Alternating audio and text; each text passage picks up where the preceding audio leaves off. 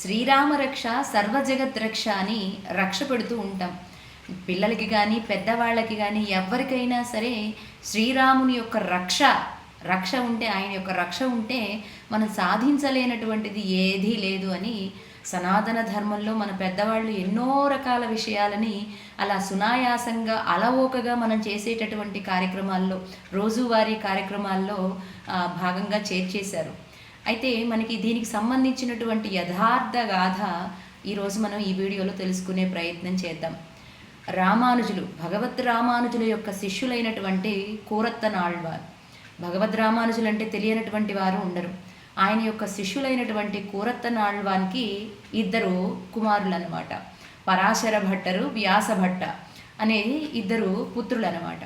అందులో పరాశర భట్టరని ఈ వైష్ణవ సంప్రదాయం తెలిసినటువంటి వాళ్ళైతే ఆయన సుపరిచితులు. ఆండాళ్ తల్లి రచించినటువంటి తిరుప్పావైని, ఆండాళ్ తల్లిని మంగళాశాసనం చేస్తూ మొట్టమొదటి శ్లోకంతో ప్రారంభమవుతుంది. అది పరాశర భట్టరు వారు ఆనతిచ్చినటువంటిదే అనమాట. ఎంతోమంది ఉండగా పరాశర భట్టరు వారిని ఆచార్య స్థానంలో కూర్చోబెట్టారు మహానుభావులైనటువంటి రామానుజులు. అయితే ఆయనకి అంత విశేషం ఉండబట్టే కదా మరి ఆచార్య స్థానంలో కూర్చోబెడతారు. అయితే ఇక్కడ పూర్వము పల్లవరాజు అనేటటువంటి మహారాజు అక్కడ పరిపాలించేటటువంటి రాజుగారు అనమాట.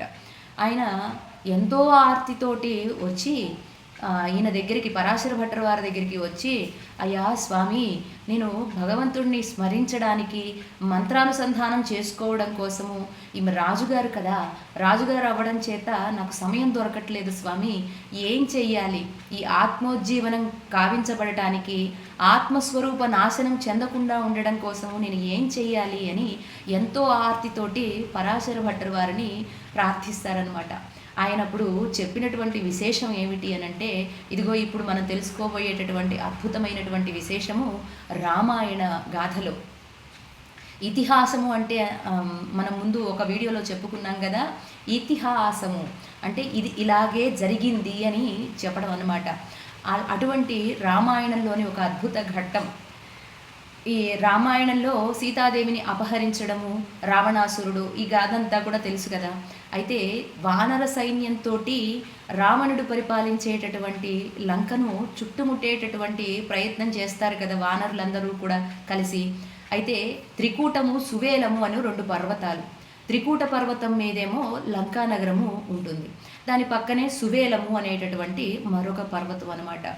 ఈ మొత్తము వానరసేన అంతా కూడా సేతుబంధనం చేసిన తరువాత ఆ సేతువును దాటి ఈ సువేల పర్వతం మీద విడిది చేసినటువంటి సేతువుని దాటి మొత్తం వానర సైన్యంతో కూడినటువంటి జగదేక వీరుడైనటువంటి శ్రీరామచంద్రుని యొక్క దివ్యమంగళ స్వరూపాన్ని అనునిత్యము స్మరిస్తూ ఉండు అని ఆయన పరాశర భట్టర్ వారు ఈ పల్లవరాజుకి చెప్పడం జరుగుతుందన్నమాట.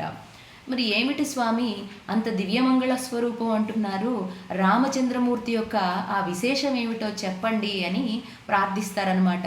అయితే ఆయనని ఆ దివ్యమంగళ స్వరూపాన్ని నువ్వు ఏది చేసినప్పటికీ కూడా నీకు సమయం లేదంటున్నావు కదా, ఒక భగవద్ ఆరాధన చేయటానికి కానీ లేకపోతే మంత్రానుసంధానం చేసుకోవటానికి కానీ సమయం లేదు అని అంటున్నావు కాబట్టి ఏ పని చేసినప్పటికీ కూడా ఆ దివ్యమంగళ స్వరూపాన్ని, దివ్యమంగళ విగ్రహాన్ని స్మరిస్తూ ఉండు అని ఉపదేశం చేస్తారు ఆచార్యులు పరాశర భట్టర్ వారు.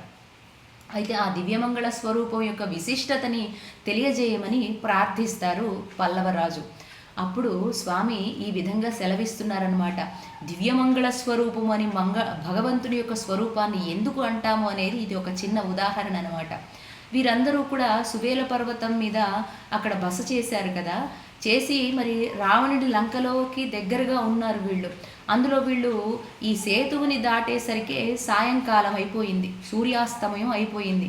సూర్యాస్తమయం అంటేనే రాక్షస ప్రవృత్తి పెచ్చుమీరేటటువంటి రాక్షసులు, నిశాచరులు అంటారు వాడిని. రాత్రి సంచరించేటటువంటి వారు నిశాచరులు అన్నమాట, రాక్షసులు. వాళ్ళకి శక్తి అధికమవుతూ ఉంటుంది రాత్రి వేళలయందు.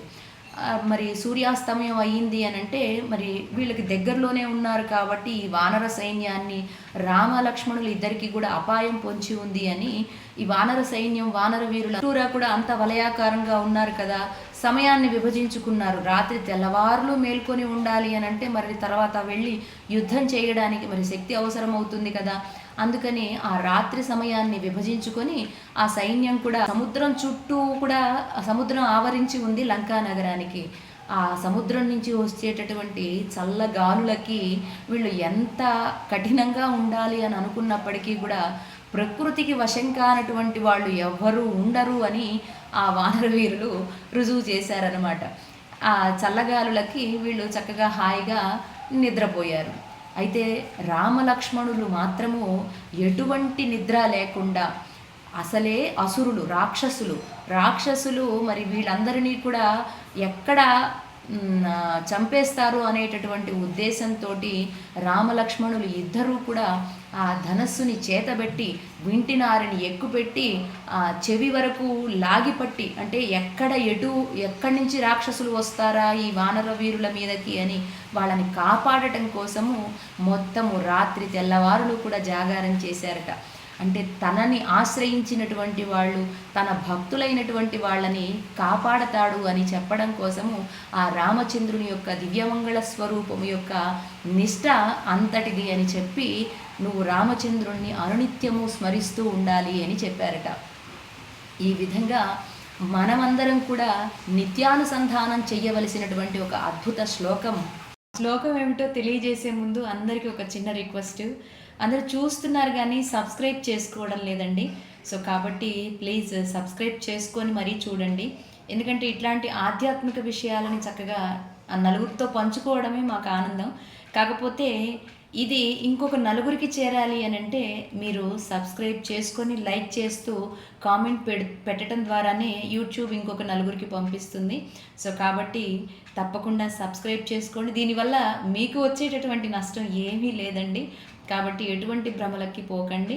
దయచేసి సబ్స్క్రైబ్ చేసుకొని లైక్ చేస్తూ షేర్ చేయండి. అగ్రతః పృష్ఠతశ్చైవ పార్శ్వతశ్చ మహాబలౌ ఆకర్ణపూర్ణధన్వానౌ రక్షేతాం రామలక్ష్మణౌ. మహాద్భుతమైనటువంటి శ్లోకాన్ని అనుగ్రహించారు పరాశర భట్టరు వారు. ఈ శ్లోకాన్ని మనం నిత్యము కూడా అనుసంధానం చేసుకోవాలట. ఏమిటి దీని అర్థము అనంటే, ఈ రామలక్ష్మణులని కాపాడాలి అని వానర సైన్యం అంతా కూడా కాపలా కాసి వాళ్ళు నిద్రకి ఉపక్రమించారు. అంటే ప్రకృతికి పరవశులైపోయి ప్రకృతికి వశం కానటువంటి వాళ్ళు ఎవ్వరూ ఉండరు.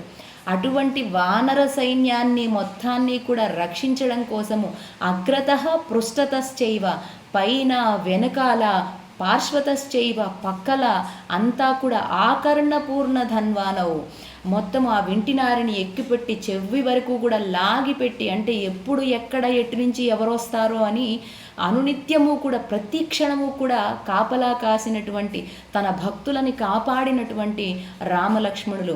వారిని కాపాడదాం అనుకుంటే వారిని రామలక్ష్మణులే కాపాడినటువంటి ఈ తీరుని తెలియజేసేటటువంటి మహాద్భుతమైన శ్లోకాన్ని వివరించి ఆ రాజుగారికి తెలియజేయడం జరిగింది. అప్పుడు ఆయన ధన్యోస్మి స్వామి అని నమస్కరించి పాదాక్రాంతమయ్యారట పరాశర భట్టరు వారికి. ఇది రామచంద్రుడు రక్షిస్తాడు, సర్వజగత్ రక్షకుడైనటువంటి రామచంద్రుడు ఈ విధంగా రక్షిస్తాడు అని ఉపదేశించడం జరిగింది. ఆచార్యోవాచ. జై శ్రీమన్నారాయణ.